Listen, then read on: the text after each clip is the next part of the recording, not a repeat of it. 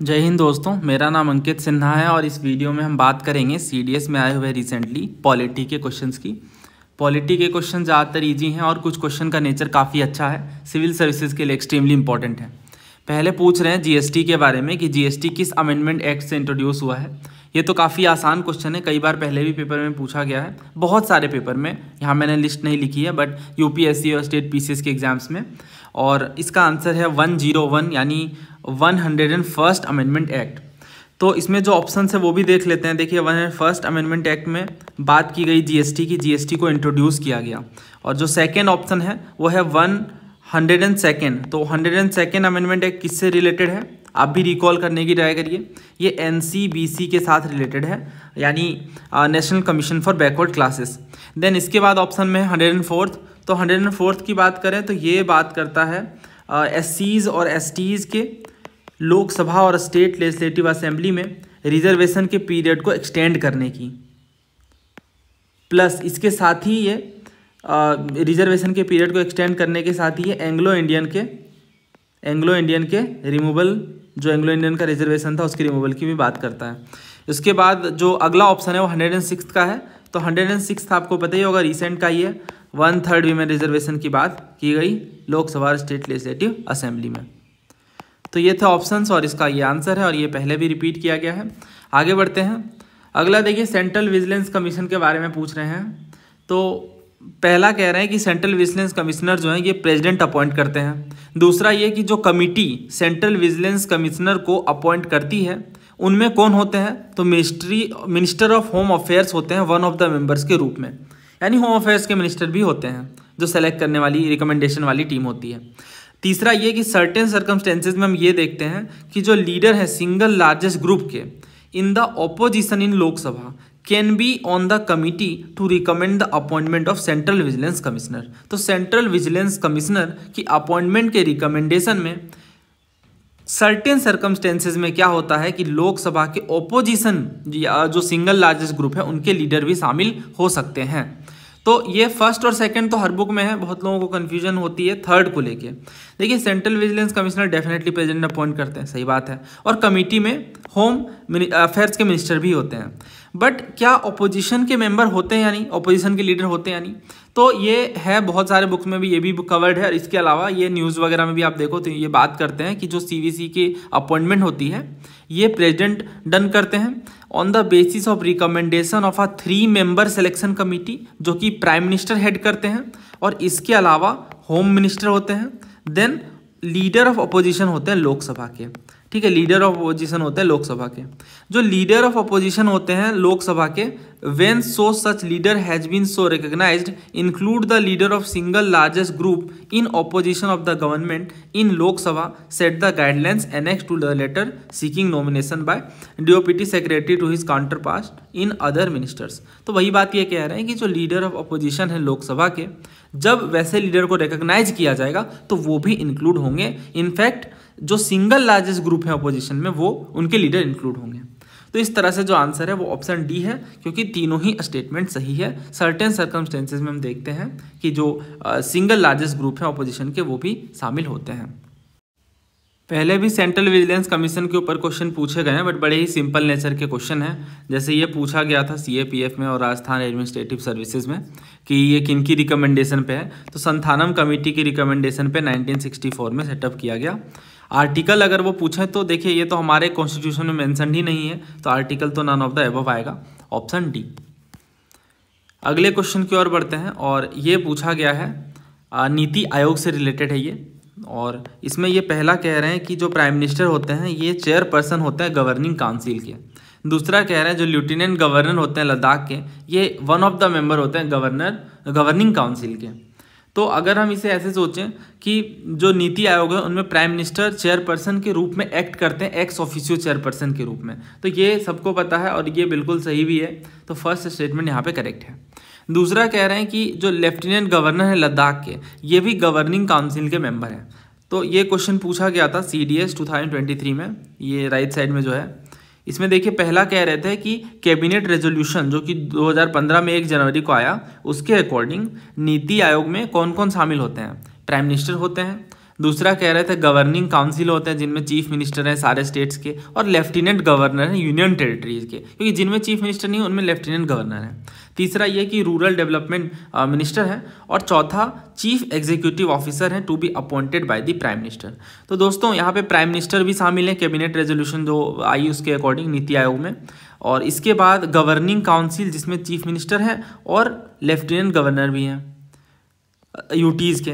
तो ये तो ठीक है, ये दोनों ठीक है। और तीसरा यहाँ पे गलत है, रूरल डेवलपमेंट मिनिस्टर शामिल नहीं होते हैं नीति आयोग में, और चौथा बिल्कुल सही है। तो तीसरे को एलिमिनेट करेंगे और बाकी सही है। और चीफ एग्जीक्यूटिव ऑफिसर होते हैं जो कि प्राइम मिनिस्टर अपॉइंट करते हैं। तो यहाँ से हमें समझ आ गया कि लेफ्टिनेंट गवर्नर भी शामिल होते हैं, यानी सेकेंड भी करेक्ट हो गया, आंसर इज ऑप्शन सी।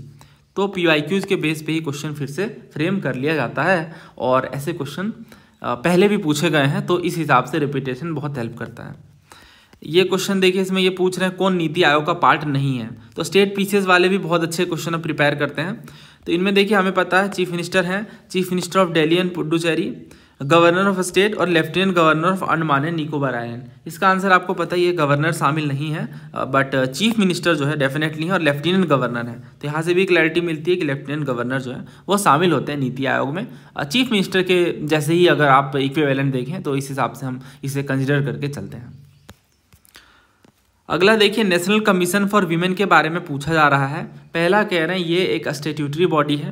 दूसरा ये कि it has the mandate to review the constitutional and legal safeguard for women, और तीसरा it has the mandate to advise the government on all policy matter affecting women. तो देखिए कितना आसान है ये, हमें पता है कि जो नेशनल कमीशन फॉर वीमेन है ये एक स्टैट्यूटरी बॉडी है, और खुद CDS ने ही पूछा है 2 बार कि जो नेशनल कमीशन फॉर वीमेन है ये किस तरह से क्रिएट हुई हैं, क्या ये हमारे कॉन्स्टिट्यूशन में अमेंडमेंट करके क्रिएट हुई हैं। देखिए अगर अमेंडमेंट करके क्रिएट होती तो इनका आर्टिकल भी होता, बट इनका आर्टिकल तो है नहीं। तो इस हिसाब से ये तो गलत है। Decision of the union cabinet ये भी गलत है, पार्लियामेंट ने एक्ट पास करके नेशनल कमीशन फॉर वीमेन को क्रिएट किया है, तो इस हिसाब से ये एक स्टैट्यूटरी बॉडी है। समझ आ गया। तो अगर ये स्टैट्यूटरी बॉडी यानी पहला सही है, और इनके पास ये मैंडेट है कि वो कॉन्स्टिट्यूशनल लीगल सेफगार्ड देखे वीमेन की, डेफिनेटली बहुत ही इजी और स्ट्रेट फॉरवर्ड स्टेटमेंट है। और तीसरा भी बिल्कुल सही है, ये गवर्नमेंट को एडवाइस कर सकती हैं जब भी बात आती है वीमेन को अफेक्ट करने वाले पॉलिसीज़ की। सो answer is option D. Next question देखिए, लेटेस्ट लैंग्वेज कौन सा है जो 8th शेड्यूल में ऐड हुआ, और ये क्वेश्चन आपका गलत नहीं होना चाहिए, पहले कई बार पूछा गया है। पहले इस क्वेश्चन को देखते हैं, ये सिविल सर्विसेज 2024 का है। इसमें ये पूछ रहे हैं कि 71st अमेंडमेंट में कौन कौन से लैंग्वेज हमारे 8th शेड्यूल में ऐड किए गए अमेंड करके, कोंकणी, मणिपुरी, नेपाली। देखिए मैंने आपको कैसे याद करवाया है, 21st आपको याद रखना है, 71st याद रखना है, और इन दोनों को जब आप ऐड करोगे तो कितना आएगा 92nd। तो सबसे पहले 21st में ऐड होता है सिंधी, उसके बाद जो 71st है इनमें ऐड होता है KMN। KMN का मतलब क्या है, KMN का मतलब है कोंकणी, मणिपुरी और नेपाली। ठीक है, मैं लिख देता हूँ बिकॉज ये बहुत ज़्यादा इंपॉर्टेंट है, अभी रिसेंटली बहुत पूछ रहे हैं। कोंकणी, मणिपुरी और नेपाली, और जब इन दोनों को ऐड करते हैं तो आता है 92। और 92 में कौन कौन से लैंग्वेज ऐड किए गए हैं, तो 92 में ऐड किया गया database management system, Dogri, Bodo, Maithili और संथाली। ठीक है, आप ऐसे भी याद रख सकते हो, बोडो, डोगरी, मैथिली और संथाली। तो ये भी 4 लैंग्वेज है जो 92nd में ऐड किए गए। तो इस हिसाब से अगर हम देखें 71st का पूछ रहे हैं, तो कोंकणी है, मणिपुरी है, नेपाली है, मैथिली नहीं है। So answer is option A 1, 2 and 3। ठीक है, क्योंकि मैथिली तो 92nd में ऐड की गई है, बोडो, डोगरी, मैथिली और संथाली, और जो कोंकणी है, मणिपुरी है, 71st में है। और ये जो पूछ रहे हैं लेटेस्ट लैंग्वेज, तो आप अंदाज़ा लगा सकते हैं, मैथिली है, नेपाली है, कोंकणी है और मणिपुरी है, ये 4 लैंग्वेज है। तो KMN ये तीन तो 71st में ऐड किए गए हैं, तो जो बच गया वो 92nd वाला है। So answer is option A Maithili. इसके बाद अब देखते हैं PYQs को। तो ये देखिए, ये क्वेश्चन तो मैंने करवा दिया। इसमें देखिए कौन कौन से क्वेश्चन पूछे गए थे, जस्ट सेकेंड, जो लैंग्वेज पे थे। हाँ, ये देखिए पहला क्वेश्चन, जब हमने सिविल सर्विसेज की एनालिसिस की थी वही स्लाइड है ये। इसमें इन्होंने पूछा सिविल सर्विसेज 2008 में कि जो कौन सा अमेंडमेंट एक्ट था जिसमें 4 लैंग्वेज को ऐड किए गए 8th शेड्यूल में, और नंबर बढ़ करके 18 से 22 हो गया। तो कौन सा है, 92nd, 91st तो नहीं है, 98th भी नहीं है और 93rd भी नहीं है। तो 92nd अमेंडमेंट है, आंसर इज ऑप्शन सी। इसके बाद देखिए इन्होंने पूछा कि कौन सा जो है वो 8th शेड्यूल में अपनी जगह नहीं बनाता है, डोगरी, भोटी, मैथिली और संथाली। तो हमें पता है कि डोगरी, मैथिली और संथाली ये 3 तो शामिल हैं, बोडो, डोगरी, मैथिली, संथाली, ये 4 थे जो 92nd में जोड़े गए। भोटी नहीं है, so answer is option B. ये यूपीएससी ईपीएफओ का क्वेश्चन है, तो आप देख सकते हैं रिपीटेशन। सीडीएस में पूछा था 2016 में कि कौन सा लैंग्वेज हमारे 8th शेड्यूल में शामिल नहीं है। संस्कृत, उर्दू, नेपाली है बट इंग्लिश नहीं है। इसके बाद इन्होंने पूछा कि 8th शेड्यूल में 1967 में अमेंडमेंट करके किसे ऐड किया गया, खासी, कश्मीरी, सिंधी और उर्दू। तो देखिए 1967 में जो है सिंधी को जोड़ा गया था, जो कि हमारा 21st अमेंडमेंट एक्ट था, ठीक है, 21st।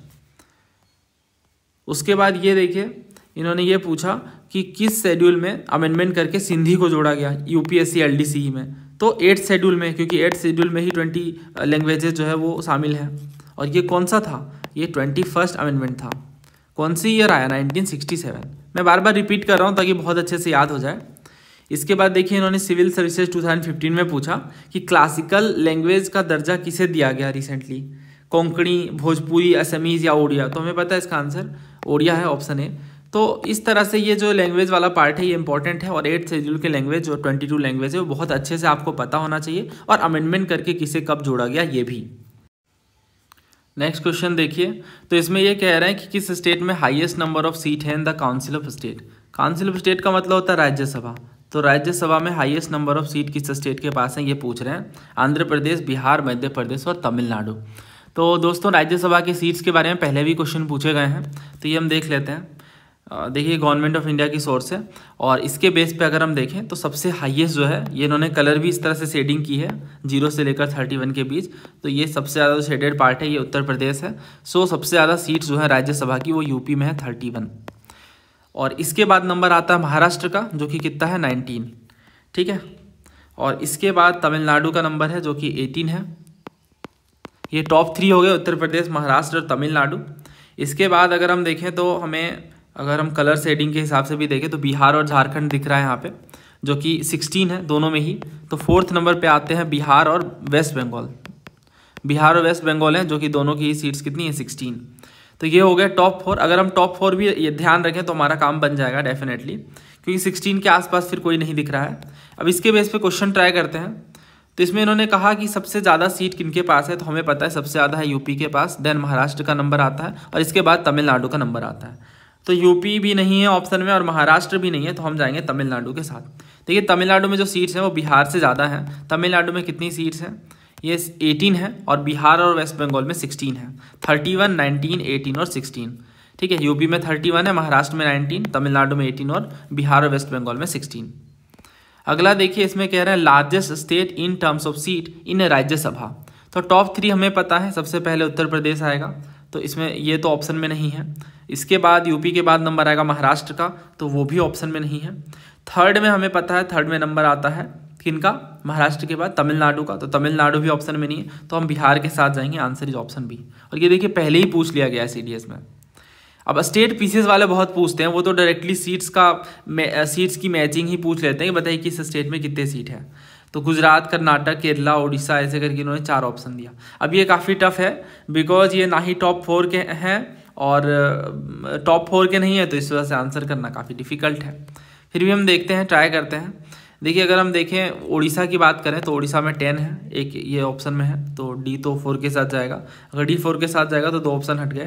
देन गुजरात, कर्नाटक या केरला में से हमें देखना है, तो कर्नाटक में 12 है। कर्नाटक में अगर 12 है यानी ये बी जाएगा 3 के साथ, तो एक ही आंसर बचता है ऑप्शन सी, ठीक है। और गुजरात में कितने हैं, 11 हैं, और गुजरात में देख लेते हैं, ये देखिए 11 हैं, और केरला में जो है वो हम देख रहे हैं 9 है। तो केरला में जो है 9 है और गुजरात में कितने हैं, 11। So answer is option C. इतना सारा याद रख पाना डिफिकल्ट है, टॉप के 4-5 हम याद रख सकते हैं।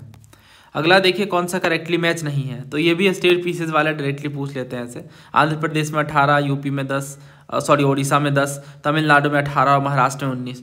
तो इसमें नॉट करेक्टली पूछा है। खैर ये तो आसान है क्योंकि टॉप 3-4 को इन्होंने इंक्लूड किया है, पर अदरवाइज काफ़ी डिफिकल्ट हो सकता है।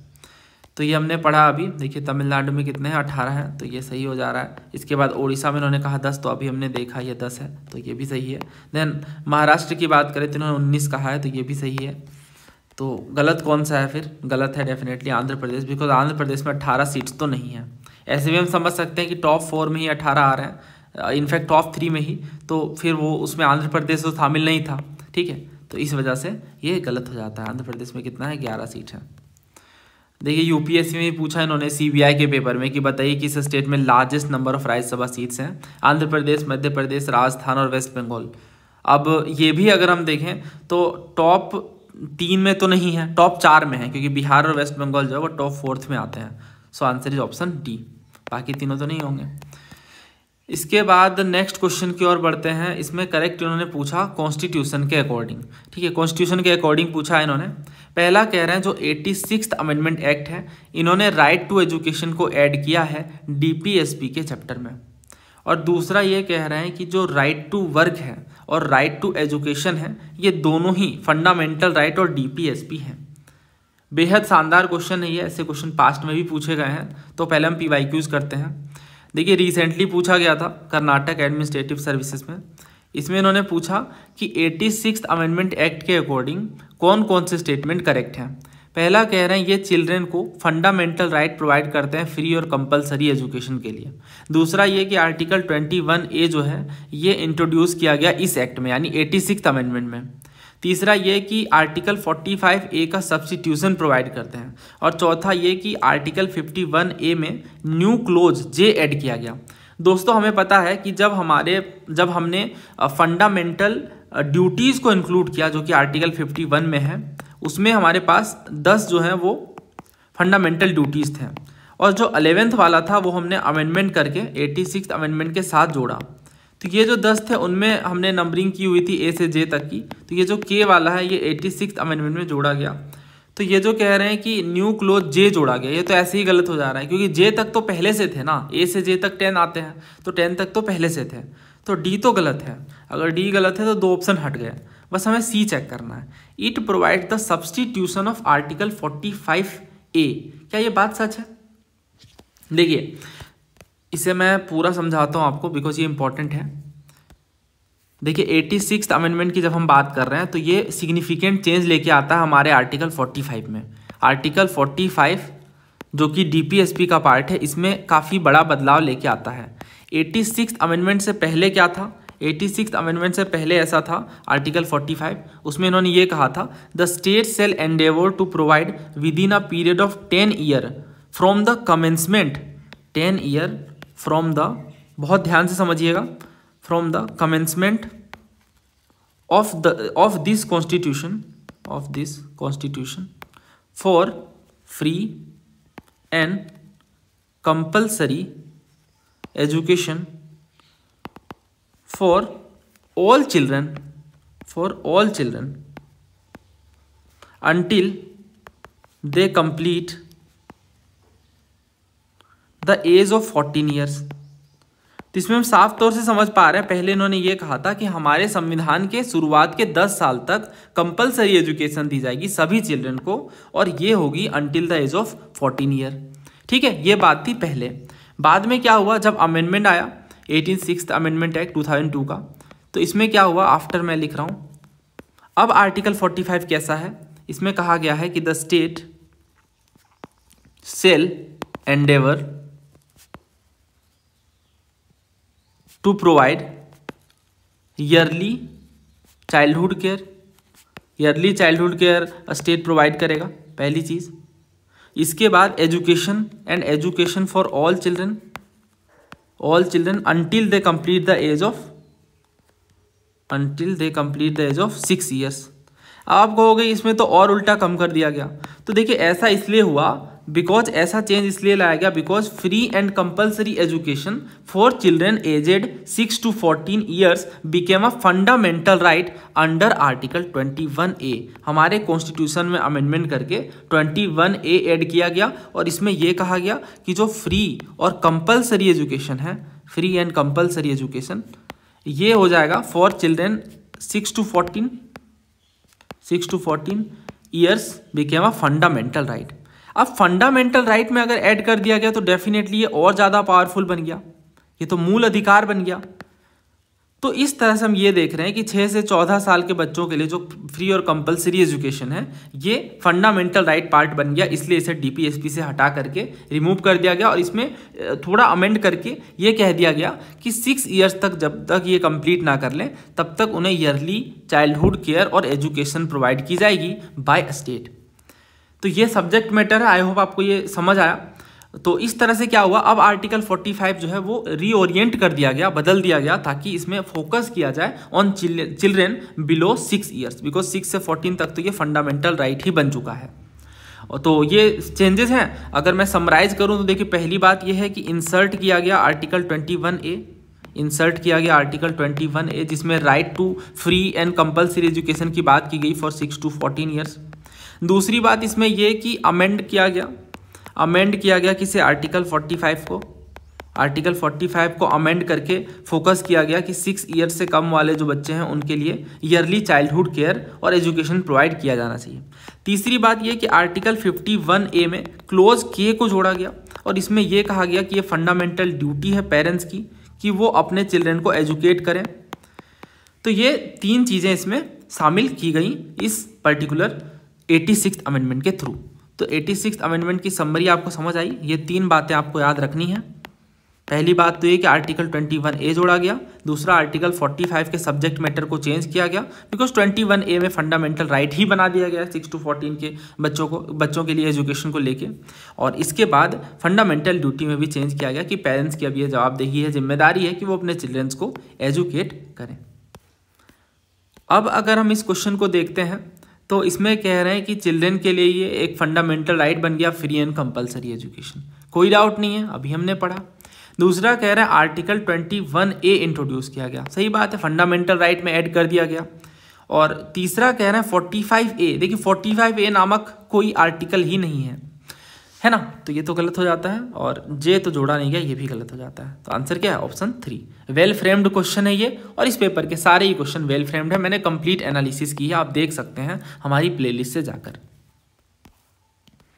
अगला सवाल देखिए, ये CDS का है और इसमें ये पूछ रहे हैं आपसे कि आप ये बताइए कि किस कॉन्स्टिट्यूशनल अमेंडमेंट एक्ट के थ्रू आर्टिकल 21A यानी राइट टू एजुकेशन को इंसर्ट किया गया। तो कौन सा अमेंडमेंट है वो, 86th, कोई कंफ्यूजन नहीं है।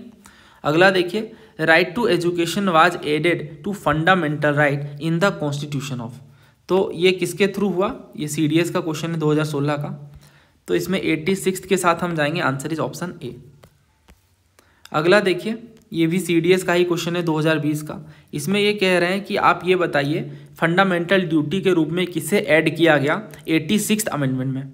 अब देख रहे हो बार बार एक ही तरह के क्वेश्चन वो रिपीट करके पूछ रहे हैं।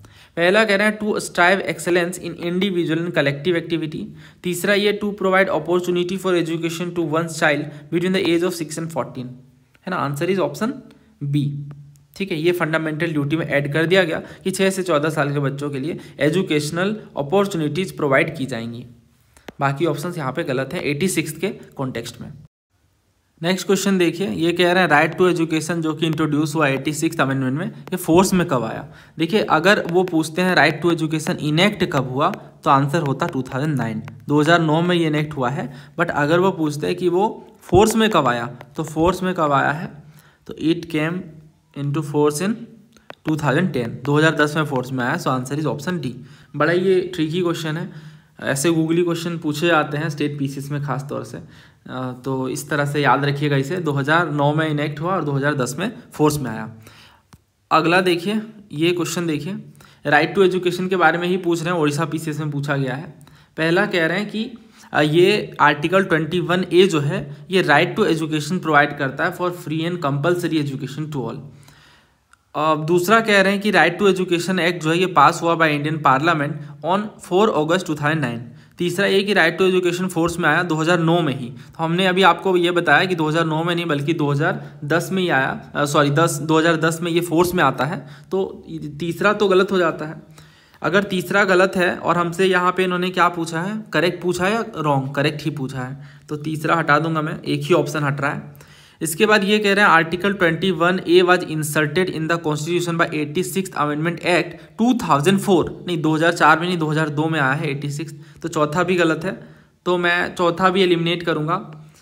बाकी दोनों, क्या राइट टू एजुकेशन पास हुआ 2009 में, ये भी सही है, तो सेकंड सही है। क्या पहला सही है?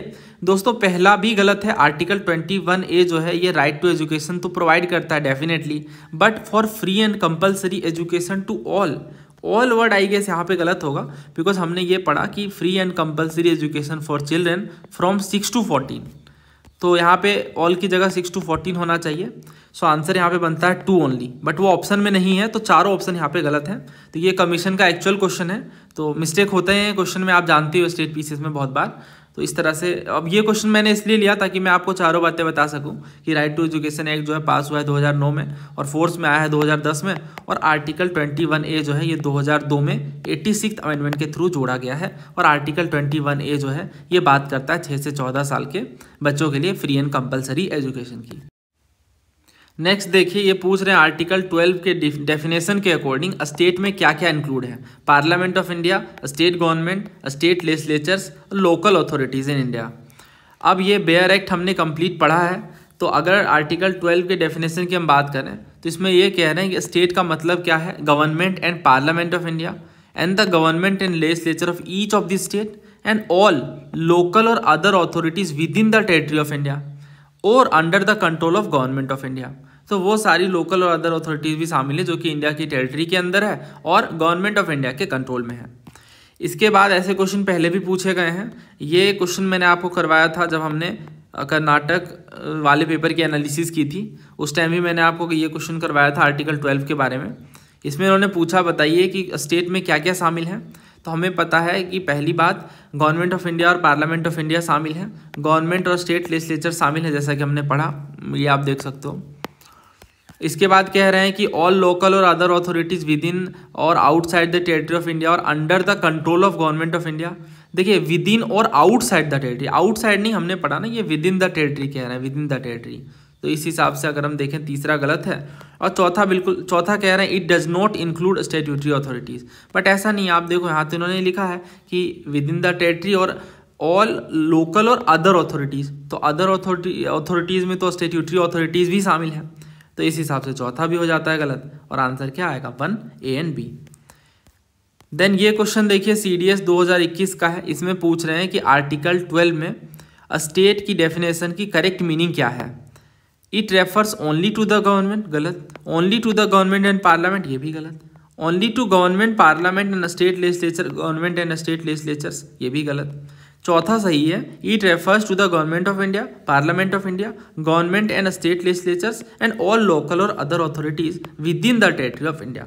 ठीक है, आंसर इसका D है। और ये आप देख सकते हो यही क्वेश्चन फिर से 2021 वाला 2025 में रिपीट कर लिया गया। तो CDS का क्वेश्चन ही CDS में रिपीट हो रहा है, तो आप देख सकते हो कितना ज़्यादा रिपीटेशन है। मैं परसेंटेज तो यहाँ पे नहीं टर्म करूँगा, बट आपको बताने की नीड नहीं है कितना ज़्यादा रिपीटेशन है। बट ये देखिए इन्होंने पूछा सिविल सर्विस में थोड़ा अलग तरीके से कि कौन सा टर्म बेस्ट तरीके से स्टेट को डिफाइन करता है। A community of person permanently occupying a definite territory independent of external control and possessing an organised government. देखिए बाकी के ऑप्शन आप पढ़ लीजिए, ये गलत है। सही आंसर इसका ऑप्शन A है। ये लोगों को की एक कम्युनिटी है जो कि परमानेंटली ऑक्यूपाई कर रही है एक किसी खास टेरिटरी में, जो कि एक्सटर्नल कंट्रोल से इंडिपेंडेंट है, आज़ाद है, एक्सटर्नल कंट्रोल का कोई इंटरफेरेंस नहीं है और इनका एक ऑर्गेनाइज्ड गवर्नमेंट है। तो ये बेस्ट तरीके से डिफाइन कर रहा है स्टेट को। बाकी आप देखोगे तो ये गलत है। गलत इसलिए है क्योंकि ये कह रहे हैं politically organised people of a definite territory and possessing an authority to govern them, maintain law and order, protect their natural rights and safeguard their means of sustenance. तो ये उतना वेग टर्म है, स्टेट की टर्म ये सही बैठ रही है, जो डेफिनिट टेरिटरी रखे हुए हैं, एक्सटर्नल कंट्रोल से आज़ाद है और जिनके पास ऑर्गेनाइज्ड गवर्नमेंट है। आगे बढ़ने से पहले ये क्वेश्चन का आंसर बता देता हूँ। तो इसमें पहला कह रहे हैं 86th अमेंडमेंट में राइट टू एजुकेशन को DPSP के चैप्टर में जोड़ा गया। तो ये बात गलत है। हमें पता है 86th अमेंडमेंट में आर्टिकल 21A को ऐड किया गया और DPSP में तो बस सब्जेक्ट मैटर को चेंज किया गया है, तो ऐड तो नहीं किया गया है, तो गलत है। और ये ऐड किया गया फंडामेंटल राइट्स में आर्टिकल 21A के रूप में। और दूसरा कह रहे हैं राइट टू वर्क और राइट टू एजुकेशन दोनों ही फंडामेंटल राइट और DPSP हैं। तो ये देखिए गलत है, बिकॉज हमें पता है कि जो राइट टू वर्क है ये DPSP का पार्ट है, ना कि फंडामेंटल राइट का। और जो राइट टू एजुकेशन है ये दोनों का ही पार्ट है, फंडामेंटल राइट और डीपीएसपी का। हाँ, ये सेकंड वाला सही है, बट राइट टू वर्क तो सही नहीं है। हालांकि अगर आप इसे ऐसे इंटरप्रेट करें, जो हमारा आर्टिकल 19 है, आर्टिकल 19 में जो हमारा पर्टिकुलरली कौन सा क्लोज है, आर्टिकल 19 का जी, ये जो क्लोज है ये बात करता है freedom to practice any profession और to carry any occupation, trade और business. But right to work अलग से स्पेसिफिकली मेंशन नहीं है, तो यूपीएससी उसी इंटरप्रिटेशन के साथ जाएगी, तो मोस्टली ये सेकंड भी गलत हो जाएगा और answer is option D, neither one not two. Next question देखिए, तो इसमें पार्लियामेंट्री प्रिविलेज के बारे में पूछ रहे हैं और फॉर मेंबर ऑफ पार्लियामेंट। तो उम्मीद है आपने इस क्वेश्चन को अटेम्प्ट किया होगा वीडियो पॉज करके। पहला जो कह रहे हैं, speaker is empowered to refer suo motu any question of privilege for investigation. पहले मैं आपको समझाता हूँ पार्लियामेंट्री प्रिविलेज का मतलब क्या होता है। देखिए, प्रिविलेज का मतलब ही होता है कि कोई स्पेशल राइट या इम्यूनिटीज़, ठीक है, तो ये स्पेशल राइट्स हैं या इम्यूनिटीज़ हैं। इम्यूनिटीज़ का मतलब प्रोटेक्शन वगैरह है, और इसी के साथ ही एग्जेम्पशन है, यानी छूट है कुछ चीज़ों में, एग्जेम्पशन है, जो कि एंजॉय किया जाता है बाय मेंबर ऑफ पार्लियामेंट या स्टेट लेजिस्लेचर के केस में अभी हम देख सकते हैं इस चीज़ को। To ensure they can perform their duties without interference, ये इसलिए है ताकि ये बिना किसी इंटरफेरेंस के अपने ड्यूटीज़ को बेस्ट तरीके से परफॉर्म कर सकें, और फियर ऑफ लीगल कॉन्सिक्वेंसेस, बिना किसी कानूनी पचड़ों के फियर ऑफ लीगल कॉन्सिक्वेंसेस ये अपनी ड्यूटीज़ परफॉर्म कर सकें, इसलिए इम्यूनिटीज़, इसलिए ये प्रिविलेजेस दिए जाते हैं। ठीक है, डेफिनेशन समझ आई। पार्लियामेंट्री प्रिविलेजेस का मतलब क्या है, legal immunity and rights granted to MPs और MLAs to freely discharge their duties in the legislature. तो प्रिविलेज का एग्जाम्पल क्या है, जैसे अगर हम देखें तो जो फ्रीडम ऑफ स्पीच है, जो कि आर्टिकल 105 में देखने को मिलता है पार्लियामेंट के केस में, और 194 में देखने को मिलता है स्टेट लेजिस्लेचर के केस में। तो ये जो आर्टिकल्स हैं ये प्रिविलेज प्रोवाइड करते हैं कि स्पीच यानी अपनी बात को रखने का अधिकार है हाउस में एमपीज़ के पास। इसके अलावा सिविल लाइबिलिटी से भी इन्हें एग्जेम्पशन है, कोई कोर्ट प्रोसीडिंग नहीं चल सकती अगर वो हाउस में अपनी कोई बात रखते हैं उस चीज़ को लेकर के। ठीक है, इंटरनल अफेयर्स वो अपने हाउस में रेगुलेट कर सकते हैं। अगर कोई प्रिविलेज को ब्रीच करता है, जैसे कंटेम्प्ट ऑफ हाउस के रूप में कहते हैं, तो उसके बेस पे भी पनिश किया जा सकता है उस पर्टिकुलर एमपी को। तो ये सारे प्रोविजंस जो है ये देखने को मिलते हैं प्रिविलेज के रूप में।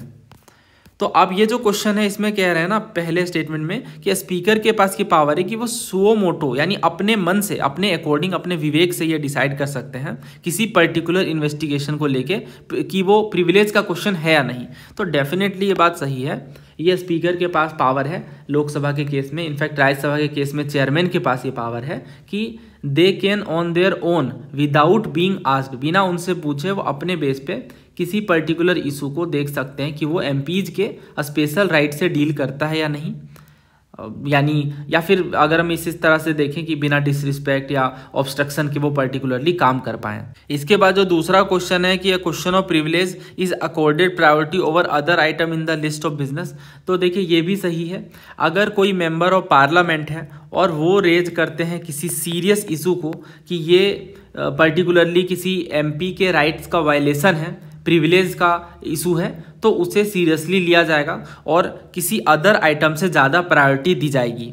तो ये सेकंड भी सही हो जाता है। और जो थर्ड कह रहे हैं कि प्रिविलेज एक्सटेंड करता है to freedom from preventive arrest और डिटेंशन, देखिए ये गलत है। प्रिविलेज इतनी भी ना मिले कि प्रिवेंटिव डिटेंशन ही ना हो पाए या फिर अरेस्ट ना हो, ये तीसरा इसलिए गलत हो जाता है because MPs can not be preventively arrested, ऐसा ये स्टेटमेंट कह रहा है। तो ये इसलिए गलत है बिकॉज एमपीज को प्रिवेंटली अरेस्ट किया जा सकता है, कोई उन्हें स्पेशल प्रोटेक्शन नहीं है क्रिमिनल या फिर प्रिवेंटिव डिटेंशन से। सिविल अरेस्ट से बस उन्हें आज़ादी है, प्रोटेक्शन है during parliament session. Parliament session के टाइम पे सिविल अरेस्ट नहीं किया जा सकता, उन्हें कुछ टाइम पीरियड मिलेगा। बट क्रिमिनल केस में हम देखते हैं या फिर प्रिवेंटिव डिटेंशन के केस में देखते हैं कि उन्हें कोई खास प्रिविलेज नहीं मिलता है। तो तीसरा हो गया गलत और फर्स्ट और सेकंड सही है। अगर आप इसे ऐसे भी सोचो कि प्रिवेंटिव अरेस्ट या डिटेंशन काफ़ी सीरियस इशू है तो ये प्रिविलेज नहीं है, तो इस तरह से ये तीसरा गलत है। प्रिविलेज से ही जुड़ा हुआ ये क्वेश्चन है, देखिए इसमें 4 स्टेटमेंट है, CAPF में पूछा गया है 2013 में। पहले आप ये अटेम्प्ट करिए पोज करके, ये इसके ऑप्शंस हैं, जूम आउट करता हूँ मैं, ये इसके ऑप्शंस हैं। देखिए पहले क्या कह रहे हैं, the right to publish and proceedings and the right to restrain publication by other. दूसरा कह रहे हैं कि एक्सक्लूड कर सकते हैं किसी दूसरे को, इसका भी राइट है, ताकि एक्सचेंजर्स वगैरह को एक्सक्लूड कर सकें to from the galleries any time. तीसरा ये कि right to punish members and outsiders for breach of its privileges के उल्लंघन करने पर पनिश किया जा सकता है। और चौथा ये कि जो भी कहा जा रहा है या फिर किया जा रहा है with in the walls of parliament, parliament की दीवारों के अंदर, however can be inquired in a court of law, court of law में इंक्वायर किया जा सकता है। तो इनमें से कौन कौन से privileges of the house of people collectively, यानी लोकसभा के प्रिविलेजेस में से कलेक्टिवली रूप से शामिल हैं। पहला मैं ये आपको समझाता हूँ कि कलेक्टिव प्रिविलेजेस का मतलब क्या है। तो पहला ये कि no person either a member और outsider can be arrested and no legal process, चाहे वो क्रिमिनल हो या सिविल हो, can be initiated within the premises of the house without the permission of presiding officer of the house. यानी अगर लोकसभा के case में हम देखें तो स्पीकर को बिना बताए किसी भी पर्सन को अरेस्ट नहीं किया जा सकता है, कोई भी लीगल प्रोसेस नहीं चलाया जा सकता हाउस की बाउंड्री के अंदर। दूसरा ये कि no court has the right to investigate proceedings of the house और एनी ऑफ इट्स कमिटी। समझ आ गया। तीसरा ये कि parliament can exclude guest from its proceedings and in some cases of national interest it can also hold a secret meeting और any important member. Self explanatory है, ये भी समझ आ रहा है कि पार्लियामेंट प्रोसीडिंग से गेस्ट को हटा सकते हैं। अगर नेशनल इंटरेस्ट की बात आती है तो सीक्रेट सेशन, सीक्रेट मीटिंग भी चला सकते हैं। चौथा है कि पार्लियामेंट पनिश कर सकते हैं मेंबर्स को एज वेल एज आउटसाइडर को अगर प्रिविलेजेस ब्रीच किए जाते हैं और कंटेम्प्ट किए जाते हैं बाय रेप्रीमेंड, एडमोनिशन और इम्प्रीजनमेंट, यानी मेंबर्स को यहाँ तक कि इम्प्रीजन भी कर सकते हैं अगर वो प्रिविलेजेस को ब्रीच करते हैं तो। इनफैक्ट सस्पेंड या फिर एक्सक्लूड भी कर सकते हैं मेंबर्स को। देन अगर हम बात करें कि इंडिविजुअल प्रिविलेजेस क्या क्या है, ये तो चलो समझ आ गया कलेक्टिव प्रिविलेजेस। इंडिविजुअल प्रिविलेजेस की अगर बात करें तो when the parliament is in session a member of parliament और a privileged person may refuse to appear in court और to present any evidence in a court. जब सेशन में चल रही है पार्लियामेंट तब एमपी के पास ये पावर है कि किसी या फिर किसी प्रिविलेज पर्सन के पास कि वो कोर्ट में अपीयर होने से रिफ्यूज कर सकते हैं। और इसके अलावा ये भी एक प्रोटेक्शन है कि मेंबर ऑफ पार्लियामेंट को अरेस्ट नहीं किया जा सकता सेशन के दौरान, और जब शुरुआत हो रहा है सेशन उससे 40 दिन पहले और उसके 40 दिन बाद तक, तो ये भी एक प्रोटेक्शन है। देन ये जो प्रिविलेज है ये सिर्फ सिविल केस में है, क्रिमिनल केस में नहीं है। ऐसा नहीं है कि अगर कोई एमपी ने क्राइम कर दिया तो उन्हें ये प्रोटेक्शन मिलेगी, ये सिर्फ सिविल केसेस में है, और प्रिवेंटिव डिटेंशन के केस में भी ये प्रोटेक्शन नहीं है। तो ये दो एक्सेप्शंस हैं, ध्यान रखिएगा, जिसपे लास्ट क्वेश्चन हमने किया, ये आप देख सकते हो। इसके बाद अगला पॉइंट ये है कि no member is liable to any proceedings in any given court for anything said और एनी वोट बाय हिम और हर इन पार्लियामेंट और इट्स कमिटी। तो कोई भी मेंबर लायबल नहीं है अपने प्रोसीडिंग्स को लेके किसी भी कोर्ट में अगर उन्होंने कोई बात पार्लियामेंट में रखी है या फिर अगर उन्होंने कोई वोटिंग करी है तो उसके बेस पे। तो ये कुछ बातें थी। अब इनमें अगर हम देखें, पहला कह रहा है right to publish and proceedings and the right to restrain public by others, तो ये भी समझ आ रहा है कि हाँ डेफिनेटली ये जो है वो इसमें शामिल है। देन इसके बाद दूसरा कह रहे हैं कि the right to exclude others, to exclude strangers, तो अभी हमने पढ़ा ये एक्सक्लूड कर सकते हैं। तीसरा कह रहा है right to punish members and outsider for breach of its privileges. ये देखिए ये पॉइंट हमने पढ़ा कि वो ब्रीच भी कर सकते हैं, और ये भी बात है कि अगर पार्लियामेंट चाहे तो वो आउटसाइडर्स को रिमूव कर सकते हैं। तो चौथा कह रहे हैं कि जो भी कहा जाए with in the walls of parliament can be inquired in a court of law. तो ये हमने देखा ये प्रोटेक्शन है इन्हें कि ये पर्टिकुलर चीज़ इंक्वायर नहीं होगी। लास्ट पॉइंट में ही हमने देखा कि no member is liable to any proceedings in any given court for anything said और एनी वोट बाय हिम। तो अगर उन्होंने कोई बात रखी है तो उस बेस पे उनकी इंक्वायरी नहीं होगी इन अ कोर्ट ऑफ लॉ। चौथा हो गया गलत, और अगर चौथा गलत है तो हमारे पास आंसर बचा ऑप्शन ए 1, 2 एंड 3, बिकॉज तीसरा सही है। Right to punish member and outsider for breach of its privileges. अगर प्रिविलेजेस ब्रीच किए जाते हैं तो मेंबर्स को पनिश किया जा सकता है इन फॉर्म ऑफ रेप्रीमेंड, एडमोनिशन, जैसा कि हमने पढ़ा, यानी डांट फटकार के साथ, या फिर कई केसेस में इम्प्रीजनमेंट भी किया जा सकता है अगर वायलेशन होता है प्रिविलेजेस का। तो ना ये क्वेश्चन ट्राई करिए, तो सीएपीएफ का था, और ये वाला जो क्वेश्चन है वो सीडीएस का है। पहला कह रहे हैं privileges would not be fettered by article 19(1)(a of the constitution of India. दूसरा कह रहे हैं कि privileges must be read subject to article 20 to 22 and article 32। Immunity is available in relation to both civil and criminal prosecution. चौथा है कि immunity is available in relation to freedom of speech even when in his और her private और personal capacity. हमेशा easy वाले से start करना है, हमें पता है ये तीसरा गलत है। अगर क्रिमिनल केसेस की बात करें तो उनमें तो इन्हें इम्यूनिटी नहीं मिलेगी, तो तीसरा हो जाता है गलत और दो ऑप्शन हमारे नहीं, एक ही ऑप्शन हमारा हट जाता है। और चौथे में कह रहे हैं immunity is available in relation to freedom of speech even in his or her private और पर्सनल कैपेसिटी। देखिए ये बात गलत है। No immunity is granted outside the house. House के बाहर इम्यूनिटी नहीं है। ऐसा नहीं है कि फ्रीडम ऑफ स्पीच का वायलेशन किया जाए। फ्रीडम ऑफ स्पीच प्रिविलेज जो है वो पार्लियामेंट्री प्रोसीडिंग्स में अप्लाई होता है, नॉट टू प्राइवेट और पर्सनल स्पीच और आउटसाइड पार्लियामेंट। तो ये चौथा भी हो जाता है गलत और आंसर हमारा बचता है ऑप्शन बी 1 और 2। देखिए पहला बिल्कुल सही है, privilege would not be fettered by article 19(1)(a। देखिए हमारे कॉन्स्टिट्यूशन का जो आर्टिकल 105 है इसका क्लोज 1 और क्लोज 2 ये कहता है कि फ्रीडम ऑफ स्पीच दिया जाएगा पार्लियामेंट, जो कि इंडिपेंडेंट होगा आर्टिकल 19(1)(a के साथ, जो कि जनरल फ्रीडम ऑफ स्पीच है ना, उससे इंडिपेंडेंट होगा ये। और यानी जो पार्लियामेंट्री प्रिविलेजेस हैं ये ओवरराइड करते हैं आर्टिकल 19(1)(a को in context of parliamentary functioning. दूसरा जो कह रहे हैं privilege must be read subject to article 20, 22 and 32, ये भी सही है। Privilege do not override fundamental rights like protection against arrest, जो कि आर्टिकल 20 to 22 है, and right to constitutional remedy, तो इन्हें ओवरराइड नहीं करते हैं ये, तो इसलिए must be read subject. Read subject का मतलब क्या होता है, इसका मतलब ये होता है 20 to 22 और 32 इनके कॉन्टेक्स्ट में देखा जाएगा इसे। जैसे अनलॉफुल डिटेंशन है, अगर किसी एमपी को अनलॉफुल तरीके से डिटेन किया जाए तो ये चैलेंज किया जा सकता है अंडर आर्टिकल 32। तो ये दो बातें हैं, पहला दूसरा सही है और बाकी गलत है, so answer is option B. समझ आ गया होगा आपको ये कैसे रिपीट करते हैं। एक क्वेश्चन और आप अटेम्प्ट करिए और क्लैरिटी मिल जाएगी।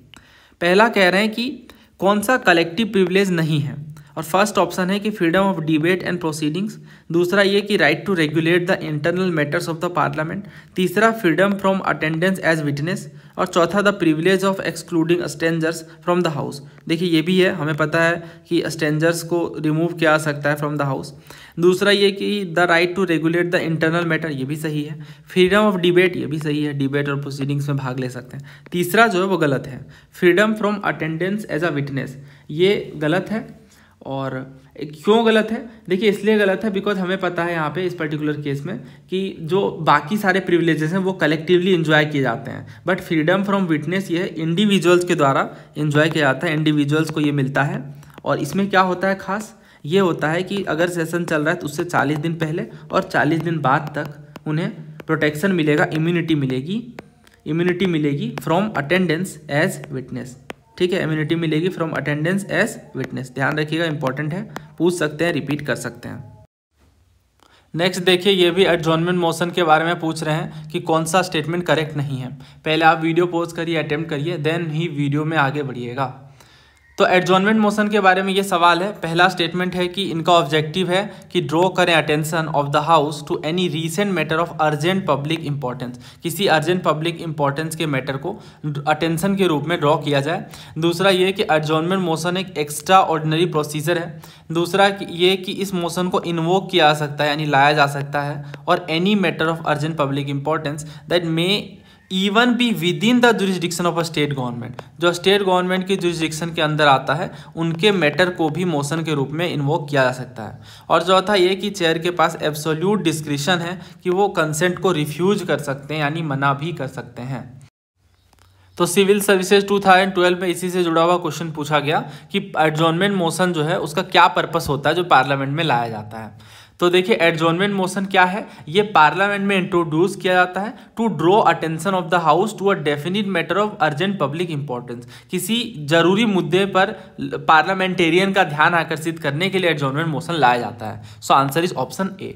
ठीक है, और इसमें ना 50 मेंबर्स का सपोर्ट चाहिए, याद रखिएगा, क्योंकि देखिए ऐसे तो फिर किसी भी चीज़ को अर्जेंट बता दिया जाएगा, तो 50 मेंबर्स का सपोर्ट चाहिए ताकि सीरियस मुद्दे डिस्कस किए जा सके, वो भी प्रायोरिटी बेस पे। और ये ना हाउस के normal day to day business को अफेक्ट करते हैं, इंटरप्ट करते हैं, इसलिए इन्हें हम एक्स्ट्रा ऑर्डिनरी मैकेनिज्म कहते हैं, एक्स्ट्रा ऑर्डिनरी डिवाइस कहते हैं। ये सामान्य जो प्रोसेस चल रहे हैं, ऑर्डिनरी प्रोसेस चल रहे हैं पार्लियामेंट के डिस्कशन का, उसे भंग करते हैं, इंटरप्ट करते हैं, तो ये एक्स्ट्रा ऑर्डिनरी प्रोसेस के रूप रूप में देखा जाता है। इसमें क्या होता है, कई बार गवर्नमेंट के अगेंस्ट सेंसर के एलिमेंट के रूप में इन्वॉल्व होता है, इसलिए राज्यसभा में ये नहीं लाया जाता। एडजॉर्नमेंट मोशन राज्यसभा में नहीं लाया जाता है, ध्यान रखिएगा। जो एडजॉर्नमेंट मोशन पे डिस्कशन है वो 2 आवर एंड 30 मिनट यानी 2.5 घंटे से कम डिस्कशन नहीं होना चाहिए। अब ज़रूरी मुद्दा है तो 2.5 घंटे तो एटलीस्ट डिस्कस हो। और जो राइट है इस मोशन को लाने का, ये इनमें कुछ रिस्ट्रिक्शन है। पहला ये कि ये एक मैटर ऐसा हो जो डेफिनिट हो, फैक्चुअल हो और अर्जेंट ऑफ पब्लिक इंपॉर्टेंस का हो, यानी किसी खास मुद्दे का हो, जरूरी हो, डेफिनिट हो, है ना, डिसाइडेड हो, पहला। और दूसरा ये कि it should not cover more than 1 matter, एक से ज़्यादा मैटर नहीं होना चाहिए। एक से ज़्यादा मैटर इसलिए नहीं होना चाहिए बिकॉज ये इंपॉर्टेंट है, तो एक मैटर पहले एक बार में डिस्कस किया जाए। ठीक है, ये कंडीशन है एडजॉर्नमेंट मोशन की। मैं रिकॉल करवाता हूँ। मैंने पहला ये कहा कि ये हाउस के अटेंशन ड्रॉ करने के लिए डेफिनिट मैटर होना चाहिए, अर्जेंट पब्लिक इंपॉर्टेंस का, पहली बात। दूसरा ये कि 50 मेंबर चाहिए एटलीस्ट सपोर्ट में, तभी इसे लाया जाएगा। तीसरा ये कि ये normal day to day business को अफेक्ट करता है, इसलिए एक्स्ट्रा ऑर्डिनरी डिवाइस है। चौथी बात कि ये राज्यसभा में नहीं लाया जाता, क्यों? क्योंकि ये सेंसर अगेंस्ट द गवर्नमेंट है, गवर्नमेंट की निंदा के लिए, तभी तो अर्जेंट पब्लिक इंपॉर्टेंस की बात कर रहे हैं कि ये पर्टिकुलर चीज़ में लूप होल है, इसलिए राज्यसभा में नहीं लाया जाता। इसके बाद 2.5 घंटे एटलीस्ट डिस्कशन होना चाहिए इस पर। और 2 बातें, जो पहला ये कि ये डेफिनिट हो, फैक्चुअल हो और अर्जेंट और पब्लिक इंपॉर्टेंस का हो, तभी लाया जाएगा। कोई भी मैटर को उठा करके नहीं लाया जाएगा, अनअर्जेंट मैटर को, सिर्फ अर्जेंट मैटर को लाया जाएगा और पब्लिक इंपॉर्टेंस से जुड़ा होना चाहिए। दूसरा ये कि एक से ज़्यादा मैटर नहीं होने चाहिए। यही बातें हैं जो हमने पढ़ी। अब क्वेश्चन काफ़ी ईजिली हो जाएंगे। तो नॉट करेक्ट पूछ रहे हैं। पहला कह रहे हैं इनका ऑब्जेक्टिव है कि to draw attention of the house to any recent matter of urgent public importance. ये देखिए सिविल सर्विसेज से ही इस स्टेटमेंट को लिया गया है, तो सिविल सर्विसेज का क्वेश्चन भी सीडीएस के लिए इंपॉर्टेंट है। दूसरा कह रहे हैं adjournment motion is an extraordinary procedure. सही बात है, अभी मैंने आपको बताया कि ये normal day to day business को अफेक्ट करते हैं, इसलिए एक्स्ट्रा ऑर्डिनरी प्रोसेस है। तीसरा ये कि इस मोशन को लाया जा सकता है और any urgent public importance that में इवन भी with in the jurisdiction of state. ये गलत है, हमसे गलत पूछा गया है। स्टेट गवर्नमेंट वाली बात नहीं है, ये यूनियन वाली बात है। ठीक है, यूनियन के इंपॉर्टेंट मुद्दों को लाया जाता है, ना कि स्टेट के। और इसमें जो चौथा कह रहा है the chair has absolute discretion to refuse content. देखिए ये बात भी बिल्कुल सही है, डी भी सही है, बिकॉज ये जो चेयर है, यानी जो अगर हम लोकसभा के केस में देखें तो स्पीकर के पास ये पावर है कि किसी पर्टिकुलर मुद्दे को मना कर सकते कि नहीं ये अर्जेंट पब्लिक इंपॉर्टेंस का नहीं है, इसलिए इस पर एडजॉर्नमेंट मोशन नहीं लाया जा सकता है। ठीक है, ये बातें हैं, आई होप आपको समझ आया। अब इसी पे जुड़ा हुआ जो क्वेश्चन है वो करते हैं हम, ताकि और क्लैरिटी मिले। जैसे ये ओडिशा पीसीएस में पूछा गया 2022 में, एडजॉर्नमेंट मोशन के ही ऊपर जुड़ा हुआ सवाल है और नॉट करेक्ट आपसे पूछा जा रहा है। पहला कह रहा है अर्जेंट पब्लिक इंपॉर्टेंस के मुद्दों पर अटेंशन लाना। अभी देखा हमने बार बार, ये फर्स्ट स्टेटमेंट में इसी को रख रहे हैं जो सिविल सर्विसेज का क्वेश्चन है। दूसरा कह रहे हैं it requires proper and 7 days prior notice given to the chair, यानी 7 दिन की प्रायर नोटिस मिलनी चाहिए। तीसरा ये कि it will not interrupt the normal business, गलत है। तीसरा तो गलत है, हमने पढ़ा, तो तीसरा हम एलिमिनेट कर देंगे। तो आंसर क्या आया? Option A 1, 2 and 4। एलिमिनेशन काम कर गया। It pinpoints the failure of the government in the performance of its duties in accordance with constitution and laws. सही बात है, हमने अभी देखा कि गवर्नमेंट की जो कमियां हैं उसमें ये बताई जाती हैं एडजॉर्नमेंट मोशन में। तो 1, 2 एंड 4 यहाँ पे सही आंसर है। तो इससे हमने ये सीखा कि 7 days की प्रायर नोटिस देनी पड़ेगी चेयर को। तो ये क्वेश्चन थे एडजॉर्नमेंट मोशन के और इसमें हमने क्लैरिटी हासिल की। देखिए ये आपको ध्यान रखना होगा कि एडजॉर्नमेंट मोशन का मेन मुद्दा क्या है। मेन मुद्दा यही है कि अर्जेंट पब्लिक इंपॉर्टेंस का हो, 50 मेंबर का सपोर्ट लगेगा। ठीक है, जब मैं कहता हूँ एक्टिव रिकॉल की बात, तो जो मैंने पॉइंट्स बताए वो आपके दिमाग में रिकॉल होने चाहिए। मैंने आपको क्या क्या बताया, देखिए मैं तो पढ़ा रहा हूँ, मुझे तो चीज़ें याद रहेंगी, बट आपको एज अ स्टूडेंट भी ऐसे सोच करके चलना पड़ेगा कि जो मैं बातें बता रहा हूँ, 4-5 बातें, वो आपके दिमाग में तुरंत रिकॉल हो जाए। ठीक है, अदरवाइज सिर्फ टेक्स्ट पढ़ना, सिर्फ क्वेश्चन करना इनफ नहीं है। तो मैंने यही बातें आपको बताई, 50 मेंबर का सपोर्ट लगेगा, एक्स्ट्रा ऑर्डिनरी मेजर है, इंपॉर्टेंट मुद्दा होना चाहिए, एक बार में एक से ज़्यादा मैटर डिस्कस नहीं होना चाहिए और एक्स्ट्रा ऑर्डिनरी प्रोसीजर है। इतनी ही बातें हैं। अगला क्वेश्चन देखिए, इसमें पूछ रहे हैं कौन सा करेक्ट है। पहला कह रहे हैं फर्स्ट लॉ कमीशन ने रिकमेंड किया इंडियन पीनल कोड 1860 को। दूसरा कह रहे हैं Indian penal code 1860 has been completely replaced by Bharatiya Nyaya संहिता, यानी कम्प्लीटली रिप्लेस कर दिया गया, बदल दिया गया भारतीय न्याय संहिता के साथ। तो पहला तो बिल्कुल सही है, हमें पता है कि इंडियन पीनल कोड जो 1860 का है ये रिप्लेस कर दिया गया वह भारतीय न्याय संहिता बिल 2023। अब इसमें 358 सेक्शन होंगे, पहले आईपीसी में 511 सेक्शन थे। Then code of criminal procedure था 1973 का, इसे रिप्लेस कर दिया गया भारतीय नागरिक सुरक्षा संहिता बिल के साथ जो कि 2023 का है, और अब इसमें 531 सेक्शन होंगे। इंडियन एविडेंस एक्ट था पहले 1872 का, इसे बदल दिया गया, रिप्लेस कर दिया गया भारतीय साक्ष्य बिल के साथ, और इसमें अब 170 सेक्शन होंगे इंस्टीट्यूट ऑफ 166। तो ये जो लॉज हैं डेफिनेटली ये जो टेररिज्म और बाकी चीज़ें उससे उनसे डील करने के लिए हैं, और EFIR वगैरह के रजिस्ट्रेशन से जुड़े हुए हैं, और इलेक्शन प्रोसेस में जो करप्शन है उनके फैक्टर्स हैं। तो कई सारी चीज़ें जो है डेफिनेटली इम्प्रूव होंगी। और इसमें जो फर्स्ट स्टेटमेंट कह रहे हैं वो तो सही हो जाता है इसके साथ, बट जो सेकंड कह रहे हैं वो थोड़ा एम्बिगुअस है। Has been completely replace, Bharatiya Nagarik Suraksha Sanhita which will replace CRPC now has 533 sections, 160 section of old law have been changed, 9 new section have been added and 9 section have been repealed. तो देखिए 533 section है अब, जिसमें से 160 जो है वो ओल्ड लॉ के चेंज कर दिए गए, 9 को ऐड किया गया और 9 को रिपील कर दिया गया। तो इस बेस पे हम देखें तो कंप्लीटली रिप्लेस वाला जो वर्ड है ये अगर हम इस तरह से डिफाइन करें कि क्या सारी की सारी चीज़ें बदल दी गई, तो ये इस तरह से डिफाइन नहीं होगा।